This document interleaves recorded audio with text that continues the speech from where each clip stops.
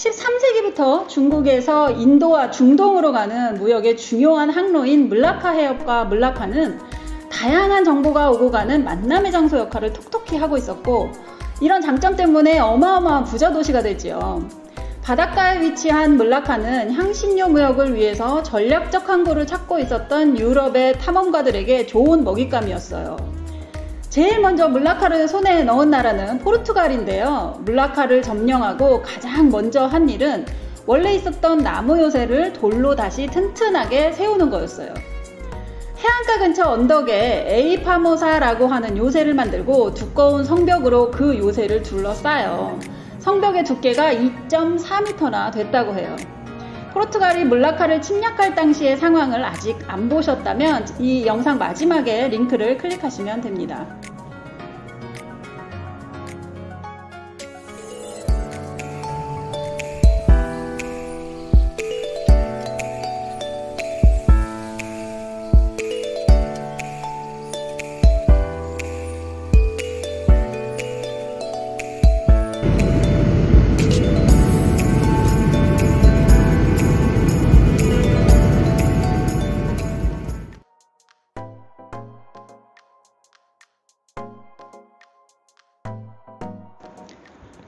안녕하세요. 랄랄라와 함께하는 말레이시아 역사 문화 이야기 시간입니다. 여러분 반가워요. 포르투갈은 식민 지배를 하면서 만들었던 목적에 굉장히 충실하는데요. 그 목적을 간단하게 말씀드린다면 3G라고 할 수 있어요. 골드, 글로리, 그리고 가스펠인데요. 즉 골드는 향신료 무역을 통해서 벌어들이는 수입을 말하겠죠. 글로리는 포르투갈 국왕 만만세쯤으로 해석할 수 있겠고요. 가스펠은 식민지를 카톨릭으로 개종시키겠다는 것입니다. 이들은 이 3G를 내세우면서 이슬람교도들과 그들의 무역을 대놓고 차별하고 공격해요. 당시 포르투갈이 점령하고 있었던 바다를 지나려면 허가서를 꼭 보여줘야 했고요. 세금도 내야 했어요. 이런 식으로 포르투갈은 인도양 쪽의 무역을 거의 독점하다시피 하면서 상승곡선을 타죠. 이러한 포르투갈의 횡포를 못마땅해 하는 다른 유럽 국가들의 공격에 계속 시달려야 했기 때문에 이 튼튼한 요새와 성벽은 방어를 위해서 아주 중요한 곳이었고 130년 동안 이 요새는 물라카와 포르투갈을 잘 지켜냅니다. 그로부터 100여 년의 세월을 지나는 동안 유럽에서는 종교개혁이 일어나서 구교와 신교로 파가 나뉘고요. 미대륙을 발견한 덕에 최강국이 된 스페인은 갑자기 포르투갈의 왕이 죽고 공석이 되자 이베리아 연합이라는 명목으로 포르투갈을 스페인으로 통합시켜버립니다. 스페인 입장에서는 포르투갈이 관할하던 동방의 향신료 무역을 공짜로 꼴꺽 해버리는 셈이 돼요. 이렇게 세력을 넓힌 스페인은 구교도였는데 다른 신교도 유럽 국가들에게 작정하고 태클을 걸었어요. 신교도들에게만 리스본 항구의 출입을 제한시켜버리는 건데요. 이 신교도 국가들 중에 네덜란드는 동인도 회사를 설립하고 무역으로 돈을 불려서 나라 전체가 탄탄하게 성장하던 중이었는데 스페인의 영향으로 이제 향신료를 구하기가 쉽지 않게 되자 우리도 이제 인도양으로 가면 되잖아 하면서 포르투갈이 독점하고 있던 인도양 지역의 향신료 무역을 호시탐탐 노리기 시작하는 거죠. 그렇게 네덜란드는 더 큰 바다로 나옵니다. 그리고 물라카를, 그러니까 물라카에 있는 포르투갈을 공격해요. 그런데 재력만 믿고 포르투갈을 얕잡아 봤을까요? 보기 좋게 실패하고 네덜란드는 그 옆에 자바섬에 있는 반탐이라는 곳에 자신들의 본거지를 세우게 돼요. 이곳은 나중에 바타비아라는 이름으로 바뀌었고요. 지금은 자카르타에 해당합니다. 자, 여기서 잠깐 퀴즈 나가실게요.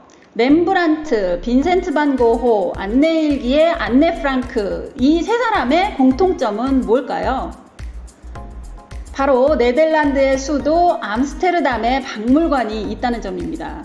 렘브란트는 17세기 초 네덜란드 사람이고요. 반 고흐는 19세기 대표 화가죠. 미국 사람 아니고요. 네덜란드 사람이에요. 안네 프랑크는 1929년 독일에서 태어났고 안네 일기의 배경이 이 네덜란드예요. 가족이 이민 와서 살고 있었던 거고요. 코로나로 이렇게 한 1년 집콕해보니까 인터넷도 없고 TV도 별로 없었던 그 시절에 안내의 상황은 얼마나 더 힘들었을까 해서 급 숙연해지네요. 자, 자, 다시 이야기를 이어갈게요. 어디까지 했더라? 바타비아요. 네덜란드는 그곳에서 물라카를 식민지로 삼을 계획을 차근차근 세워가요. 일단 인도네시아를 무역의 거점으로 만든 이상 인근의 가장 큰 경쟁 지역인 물라카를 손에 넣어야 할 이유가 더욱더 생긴 거죠. 40여 년에 걸친 여러 번의 공격을 시도했지만 포르투갈이 그렇게 만만한 상대가 아니라는 걸 깨달은 네덜란드는 주변의 말레이 왕국의 도움을 받아야 되겠다고 생각합니다.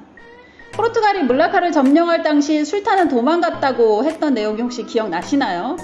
그때 도망갔던 그 술탄은 조호에 자리를 잡았고 대를 이어서 포르투갈을 그들의 원수로 생각하고 있었어요. 네덜란드는 이 조호와 연합을 하였으나 이 두 나라가 힘을 합쳐도 요새는 뚫릴 기미가 안 보이자 이제 방법을 바꿉니다. 무력으로 포르투갈군을 요새 안으로 몰아넣고 출입구를 다 막아버립니다. 이제부터는 시간 싸움인데요. 약 5달이 지나자 병과 배고픔으로 사람들이 하나둘씩 죽어나가요. 그리고 6개월쯤 됐을 때 결국 항복을 받아냅니다. 이렇게 130년의 포르투갈 통치는 끝이 나요. 포르투갈인들에게 물라카를 내준다는 것은 그들의 향신료 무역의 종말을 의미했고 이로 인해서 무역의 판도는 네덜란드 중심으로 다시 한번 바뀌게 되는 겁니다. 사실 네덜란드는 물라카를 향신료 무역의 중심으로 만들고 그러는 데는 전혀 관심이 없었어요. 그저 물라카를 다른 유럽 국가들한테 뺏기기 싫고 또 자신들의 경쟁 지역이잖아요. 그 지역을 쇠퇴시키려는 그런 목적이었습니다. 네덜란드의 180년 지배 기간에 대한 이야기는 다음 시간을 기대해 주세요.